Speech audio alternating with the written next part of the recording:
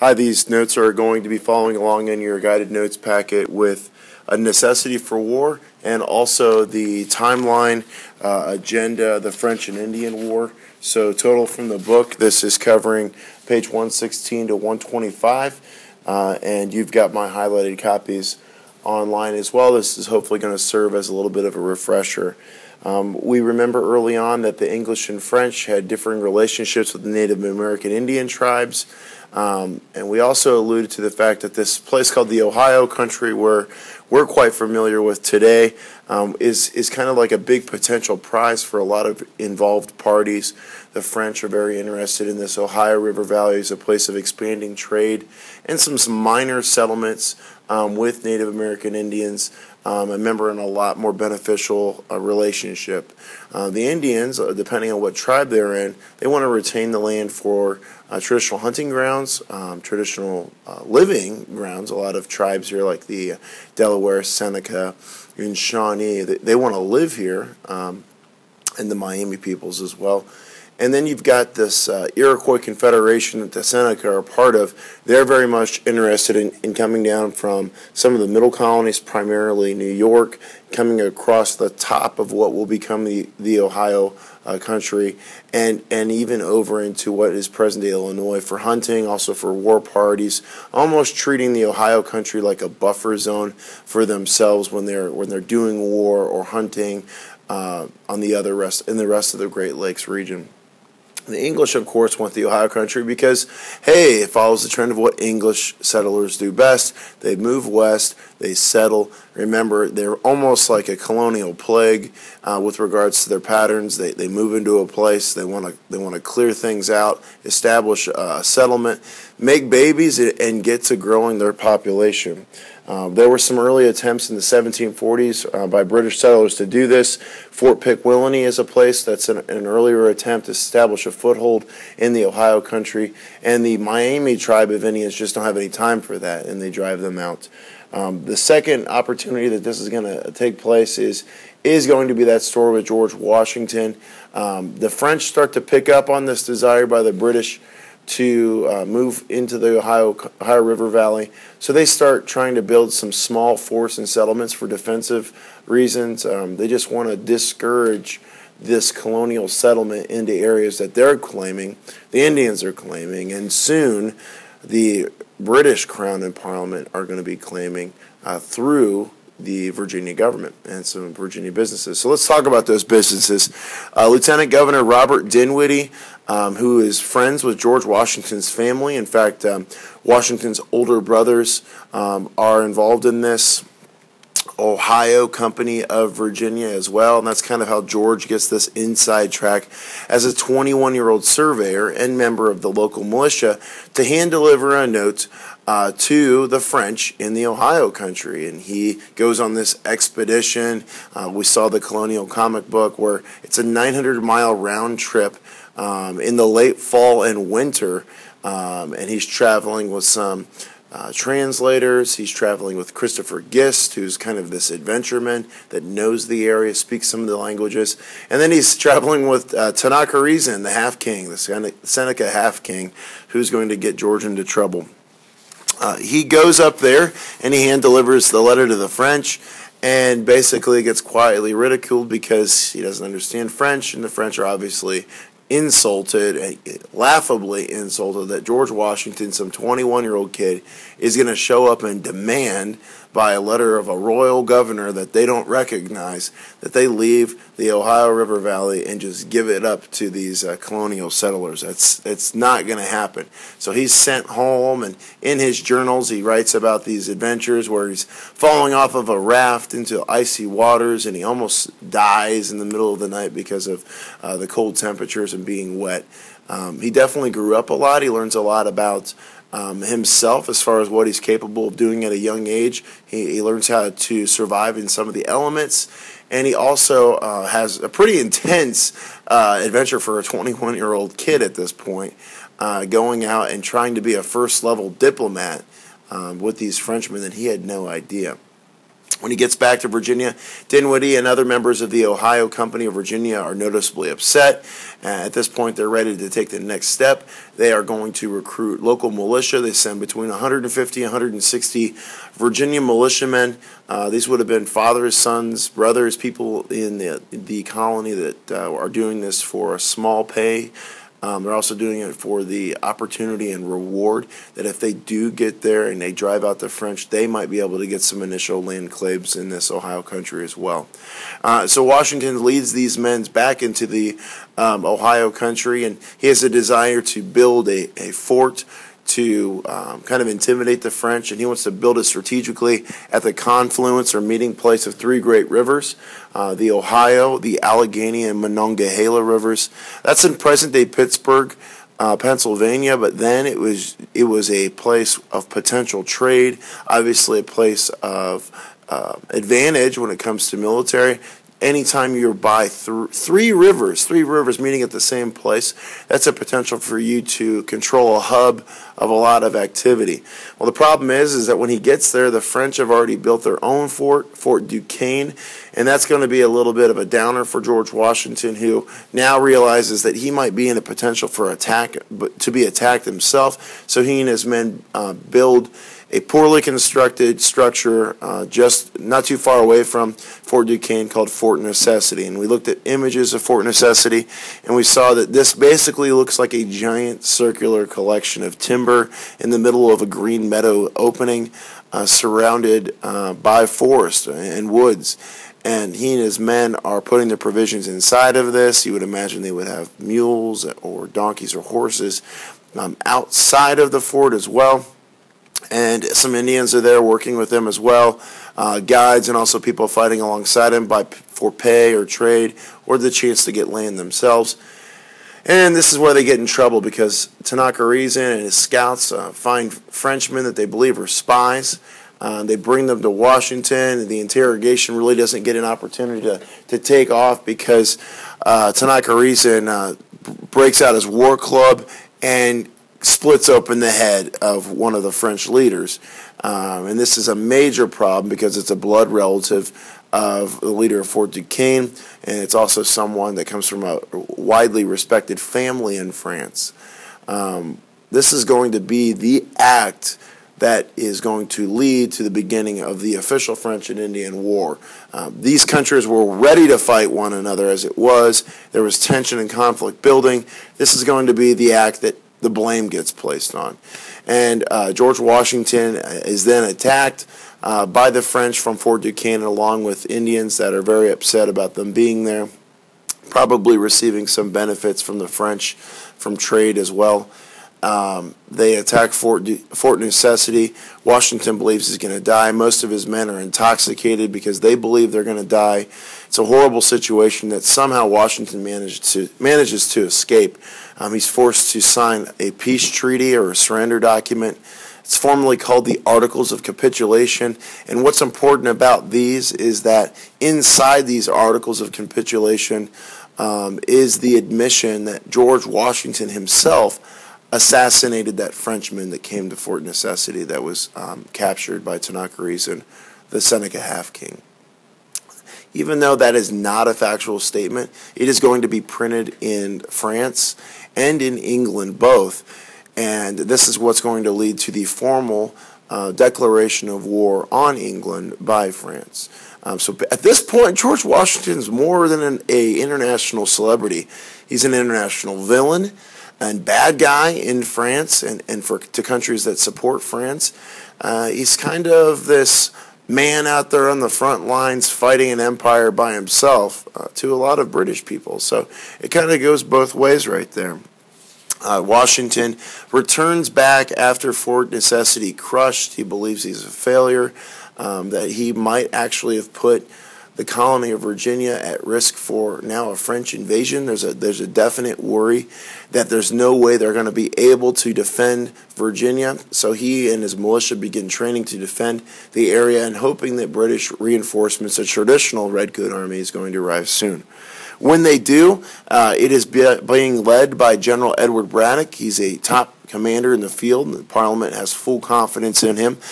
He is someone that has a lot of experience in Europe and around the world as being a leader of traditional forces, and he's going to establish a foothold in present-day Northern Virginia and Eastern Pennsylvania, and they are going to plan to march on Fort Duquesne.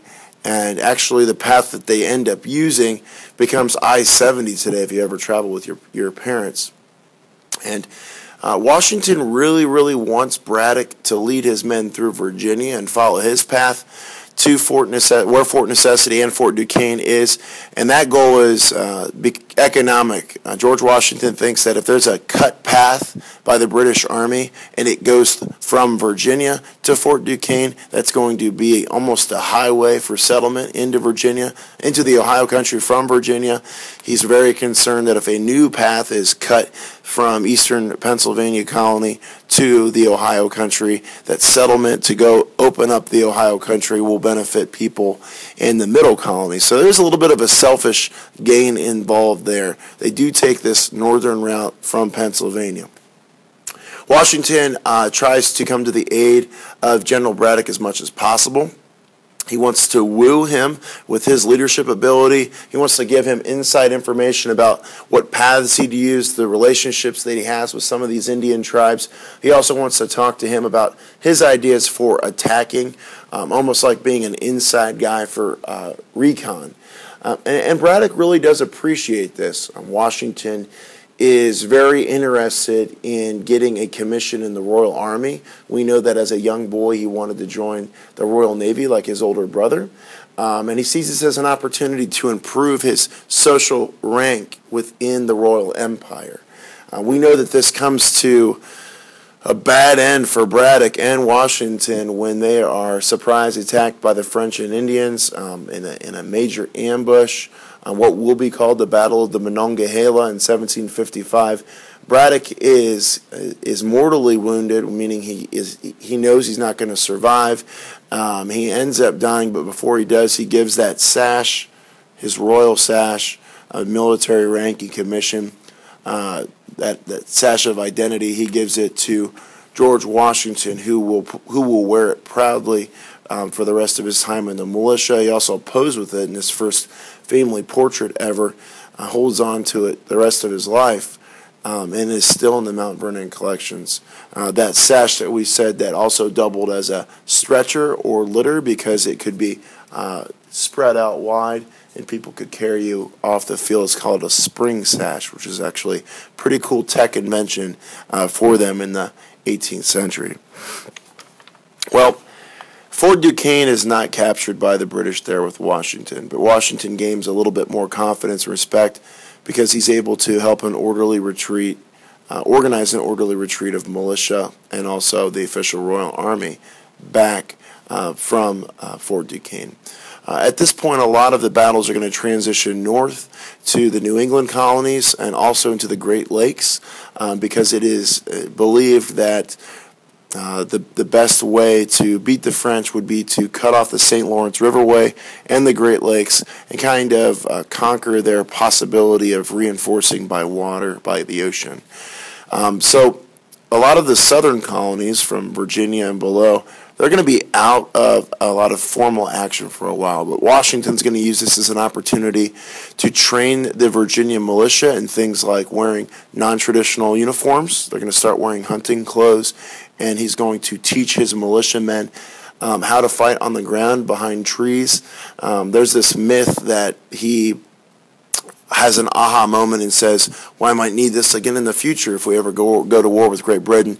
I don't think that is something that's even going through his mind right here. He's more concerned about the potential invasion from the Ohio country of French and Indians into Virginia. He knows he has low numbers. He's very upset and frustrated with the Virginia government. He eventually resigns from the militia because he cannot get enough resources to help his men be prepared for an invasion.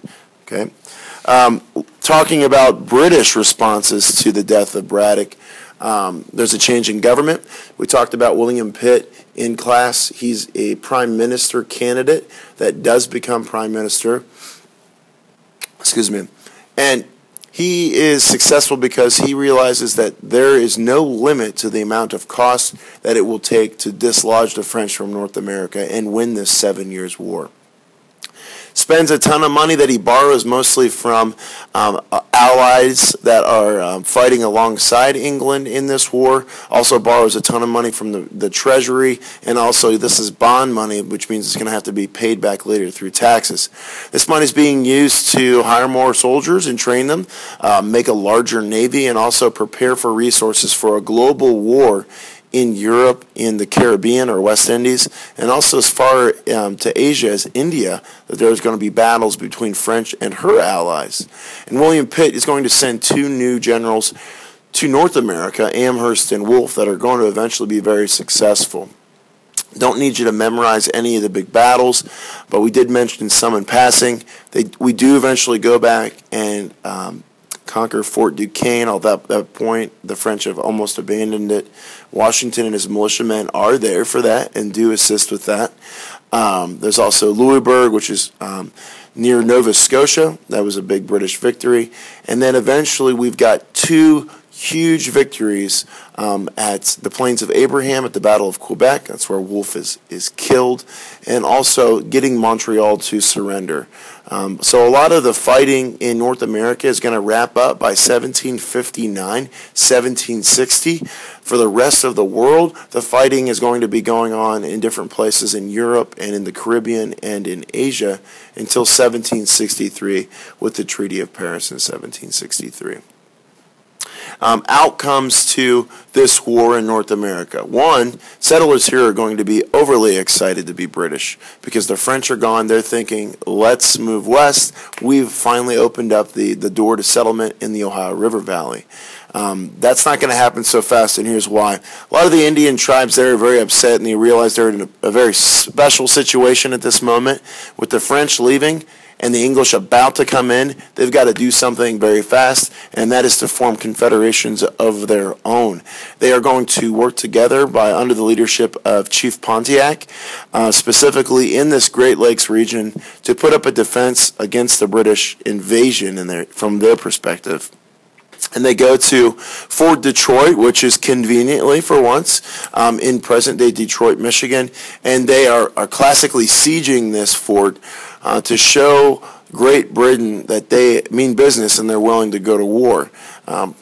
Parliament has just paid a ton of money to win this war, and they aren't even all the way done yet around different places of the world. They aren't very eager to send more redcoats back to North America. There's a ton there, but they're not as large of a force at this point. They don't want to have to fight the Indians after defeating the French. So the King and Parliament say, oh, well, what do you need to make you happy? And Pontiac wants a pardon for his tribes and himself to make sure that he doesn't go to jail or get killed. So they went off the hook from fighting against the British.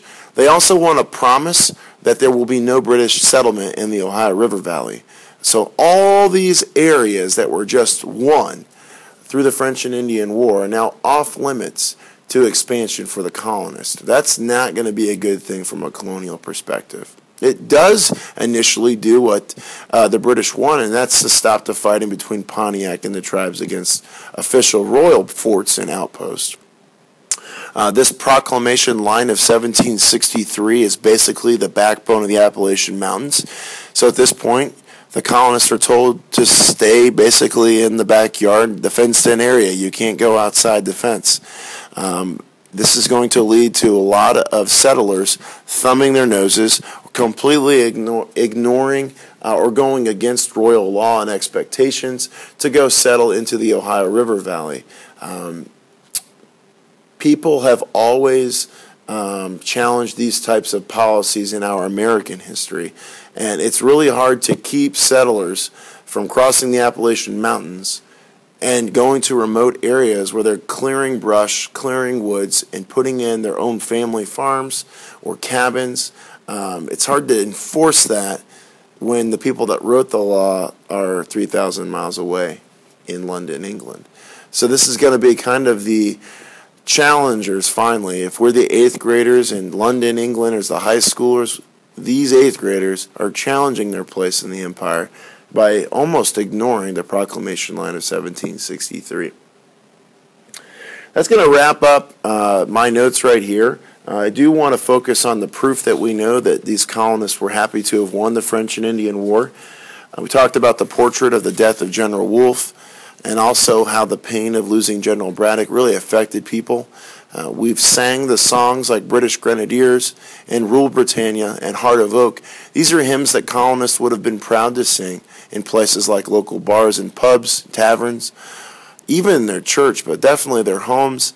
And sometimes they would have changed their lyrics to make them even more pro-Great Britain than they already were. All right, this will be the end of these notes packets, and I hope you have an excellent day.